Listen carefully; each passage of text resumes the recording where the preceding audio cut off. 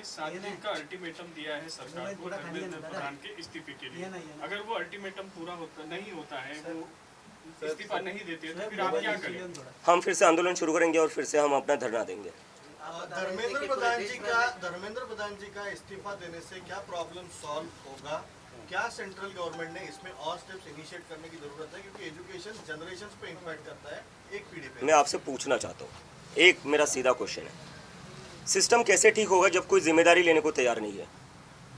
अब बताइए मुझे, पहले जिम्मेदारी तो लेनी पड़ेगी ना। कल को आप किसी कंपनी में काम करते हो, उस कंपनी में नुकसान हो रहा है उस कंपनी का आपकी वजह से, क्या वो नुकसान फ़ायदे में बदल सकता है जब तक आप रिज़ाइन ना करो?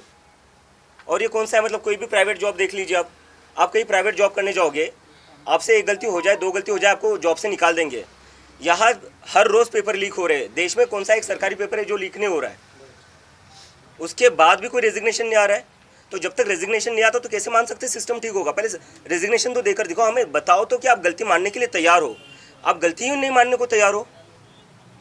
कई लोगों का कहना था कि गर्दी कम थी और आपके लिए पाकिस्तानी लफ्ज़ का भी इस्तेमाल हो रहा है, इसके बारे में आप क्या कहेंगे? मैं ये पहले ही बोल चुका हूँ, भीड़ कहाँ से कम थी, फोटोज़ देख लीजिए आप जाकर, पूरा जंतर मंतर भरा हुआ था। कुछ लोग आ गए थे जो धरना शुरू होने से पहले ही फ़ोटो निकाल कर चले गए और दिखा दिया कि देखो भीड़ आई। अरे शुरू ही नहीं हुआ था, मैं खुद वहाँ नहीं पहुँचा था, जब मैं चला गया तब तो पूरा भरा हुआ था। और किस को पाकिस्तानी कहोगे आप? स्टूडेंट्स को पाकिस्तानी कहोगे, मुझे पाकिस्तानी कहोगे, अपोजिशन को पाकिस्तानी कहोगे, आप जैसे पत्रकारों को पाकिस्तानी कहेंगे जो सरकार से सवाल पूछते हैं। तो भारतीय है कौन, इंडियन है कौन? बस IT सेल वाले। क्या लगा रखा है इस देश में? हम उसके लिए पूरा एजेंडा प्रिपेयर करें जिस पर हम जाकर बताएंगे कि एजुकेशन में क्या क्या, किस तरीके से पूरा एजुकेशन सिस्टम फिक्स हो सकता है। और बात वही तक नहीं है, इस देश में एम्प्लॉयमेंट की भी बहुत ज़रूरी है।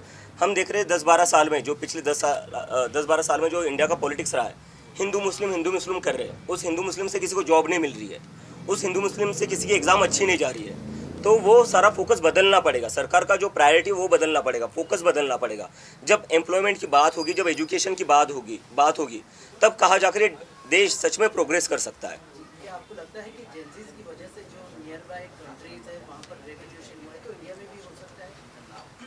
नियर बाय कंट्री से मैं कंपेयर नहीं करना चाहूँगा, क्योंकि मैं देख रहा हूँ कि एक इकोसिस्टम है, सरकार का एक नैरेटिव चल रहा है जो बार बार बांग्लादेश में जो हुआ, नेपाल में जो हुआ, उससे हमें कंपेयर करके बोले जा रहे कि ये लोग देश में तबाही मचाना चाहते। कल देख लिया, कल जंतर मंतर पर पूरा भरा हुआ था, इतनी भीड़ थी, कहीं पर भी कुछ नहीं हुआ, एकदम शांतिपूर्ण तरीके से प्रदर्शन हुआ। कल हमने दिखा दिया है कि ये प्रदर्शन हम शांतिपूर्ण तरीके से ही करेंगे और करके दिखाया है हमने, और आगे जाकर इससे भी बड़ा प्रदर्शन होगा जो पूरा शांतिपूर्ण होगा।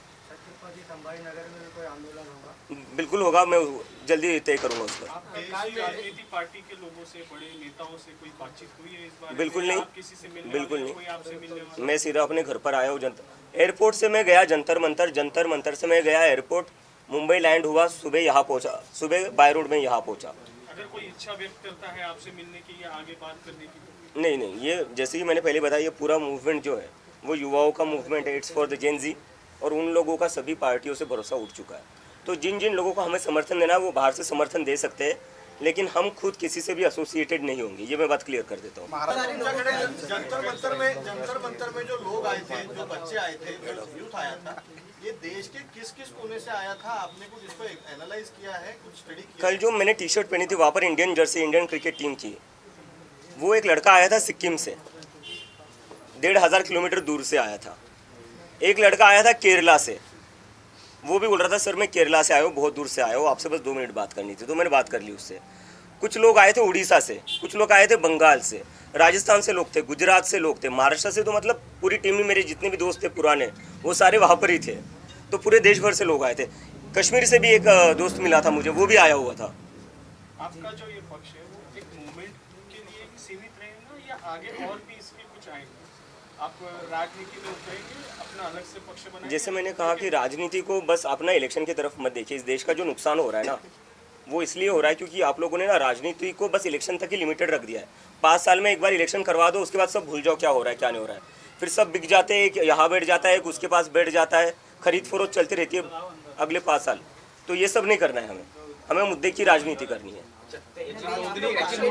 पक्षाची नोंदणी करणार आहात का कुठे? डर है एक मिनिट, कहीं ना कहीं नोंदणी आप कुठे टारगेट कर रहे हैं तो आपके पेरेंट्स को भी डर है कि आपको कहीं जेल में डाल मैं मेरे पेरेंट्स को बता कर आया था जब मैं यूएसए से बैठा था फ्लाइट में कि मैं तो इसलिए आ रहा हूँ, मैं मेंटली प्रिपेयर हूँ जेल जाने के लिए। अगर मैं जेल जाता हूँ आप चिंता मत करना, क्योंकि इस देश में किसी ना किसी को तो आवाज़ उठानी पड़ेगी और कल मैं उसके लिए तैयार था। अभिजित, हे काँग्रेस जनता पार्टीची काही नोंदणी केली जाणार आहे का?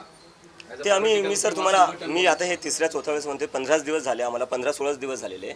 आम्हाला थोडा वेळ द्या, कारण की आम्ही 15 दिवसातच एवढं मोठं आंदोलन करून दाखवलं जंतर मंतरवर, हीच खूप मोठी गोष्ट आहे। जेंजीज को कोई मैसेज है?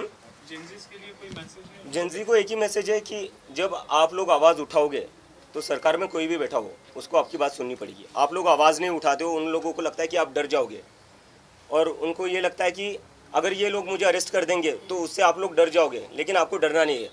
अगर जेल में जाने की बात आई मैं खुद जेल चला जाऊंगा, आप लोगों को जेल में जाने की ज़रूरत नहीं है। लेकिन मैं बस एक चीज़ चाहता हूँ, आप लोग आवाज़ उठाते रहो। जब जब किसी के साथ भी इस देश में गलत होगा, यह हम सब की जिम्मेदारी है कि हम आवाज़ उठाएं। Thank you.